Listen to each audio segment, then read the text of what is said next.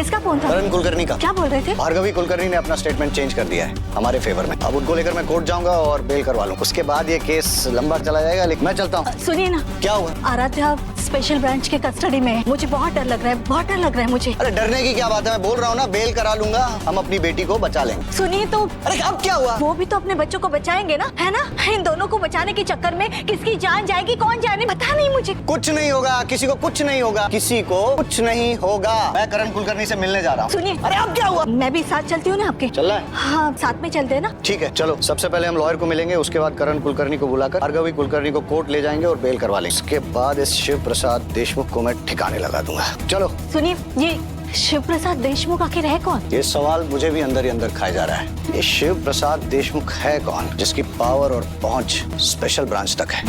ये कोई बहरूपिया तो नहीं है? मतलब जो दिख रहा है नहीं। खैर जो भी हो, पहले हम चलकर अपनी बेटी को बचाते हैं। चलो अभी, अब सुनिए मत बोलना, चलो। छोड़ो भाऊ, ये क्या भाग रहा है इसे? अरे लेकिन भाऊ से यहाँ क्यों लाए? इसे तो रिमांड पर लेकर जा कस्टडी में लेंगे, इसको कस्टडी में लेंगे। शालिनी देखो किसको लाया हूँ मैं। हमारी नन्ही सी जान को जिसने गोली मारी थी वो यही है। क्यों मारा? एक छोटे से बच्चे को क्यों मारा? मैं बच्चे को नहीं मारना चाहती थी, मैं तो तुझे मारना चाहती थी, क्योंकि तूने मेरी जिंदगी खत्म कर दी है, सब कुछ बर्बाद कर दिया है तूने। शिव से बहुत। क्या शालिनी अपने बेटे चिंटू को बचाने के लिए पूरे परिवार के खिलाफ खड़ी हो गई है? क्या शिव प्रसाद की असली पहचान का राज खुलने वाला है? और सबसे बड़ा सवाल, जब आराध्या को पता चलेगा कि जिस शख्स को वो शिव प्रसाद समझ रही थी वो असल में परशुराम है, तो उसके पैरों तले जमीन क्यों खिसक जाएगी?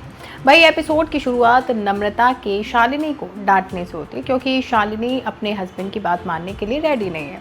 मल्हार ने उसे केस वापस लेने को कहा था, लेकिन शालिनी अपने फैसले पर बिल्कुल अडिग है। वो साफ कह देती है कि जिस आदमी को वो अपना रिलेटिव ही नहीं मानती उसकी बात क्यों माने।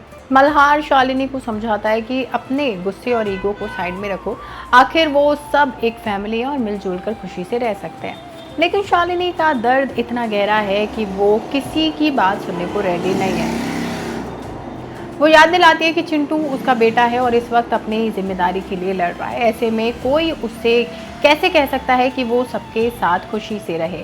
शालिनी बताती है कि करण कुलकर्णी ने उसके बेटे को मारने की धमकी दी थी और कबीर ने पीहू को जहर देने का झूठ बोलकर उसके इमोशंस के साथ खेला। शालिनी कहती है कि ये लोग मजाक समझते हैं, लेकिन एक माँ के दिल पर क्या गुजरती है ये कोई नहीं समझ रहा। वो किसी की हेल्प या प्रोटेक्शन नहीं चाहती और सबको वहाँ से चले जाने के लिए कह देती है। मल्हार को शालिनी का ये एटीट्यूड बिल्कुल पसंद नहीं आता और वो उससे पूछता है कि आखिर वो कौन है जो इतने बड़े लोगों से इस तरह बात कर रही है। संगम भी शालिनी के बैकग्राउंड को लेकर सवाल करता है और शालिनी गुस्से में कहती है कि अब वो और ड्रामा बर्दाश्त नहीं करेगी। करण कुलकर्णी से वो खुद निपटेगी और कबीर को शिव प्रसाद सबक सिखाएगा। वो आराध्या का नाम लेने ही वाली होती है कि उसकी माँ बीच में आ जाती है। वो कहती है कि उसकी बेटी को कुछ नहीं होगा और वो अपनी ज़िंदगी खुशी से जिएगी। शालिनी उसका कुछ नहीं बिगाड़ सकती। शालिनी भी तुरंत जवाब देती है कि अब नम्रता के असली रंग सबके सामने आ जाएंगे और वो इंसान नहीं एक जानवर की तरह बिहेव कर रही है। आयुषी बीच में आकर शालिनी को ड्रामा बंद करने और घर लौटने के लिए कहती है। तब प्राची शालिनी से एक और सवाल करती है। वो पूछती है कि अगर शादी की निशानी इतनी ज़रूरी थी तो उसने अपना मंगलसूत्र की चेन क्यों बेच दी। प्राची ये भी पूछती है कि अगर उसके हस्बैंड को कुछ हो गया तो वो क्या करेगी। तब शालिनी गुस्से में प्राची पर चिल्लाती है और कहती है कि उसके हस्बैंड को कुछ नहीं होगा, भाई भगवान उनके साथ हैं और वही इस फैमिली की रक्षा करेंगे। इसी बीच माया और सौरभ वहां पहुंच जाते हैं। वो शालिनी को बताते हैं कि वो चिंटू को प्रोटेक्शन देने आए हैं। मनीष को ये बात अजीब लगती है। वो पूछता है कि शिव प्रसाद ने आखिर ऐसा क्या किया कि चिंटू के लिए स्पेशल ब्रांच की सिक्योरिटी अरेंज हो गई। वही सौरभ भी सबको विजिटिंग आवर्स ख़त्म होने की बात बताकर वहाँ से जाने के कहता है। शालिनी उन ऑफिसर्स का सपोर्ट करती है। तब भूमिका शालिनी को बताती है कि उसकी बेटी बहुत डरी हुई है। शालिनी उसे संभालती और हिम्मत देती है, लेकिन इसी बीच कबीर अपना एटीट्यूड दिखाने की कोशिश करता है। सौरभ तुरंत एक्शन लेता है और कबीर को लॉक कर देता है। वो उस पर गन पॉइंट करता है और वार्निंग देता है कि अगर ज़रूरत पड़ी तो उसे क्रिमिनल के तौर पर अरेस्ट कर लेगा। अब मनीष सौरभ को कबीर को छोड़ने के लिए कहता है, लेकिन सौरभ भी सीधा जवाब देता है और अपनी अथॉरिटी का एहसास करा देता है। मल्हार को ये पूरा सीन समझ नहीं आता। उसके दिमाग में सवाल उठता है कि शिव प्रसाद आखिर स्पेशल ब्रांच के ऑफिसर को चिंटू की सिक्योरिटी के लिए कैसे ला सकता है।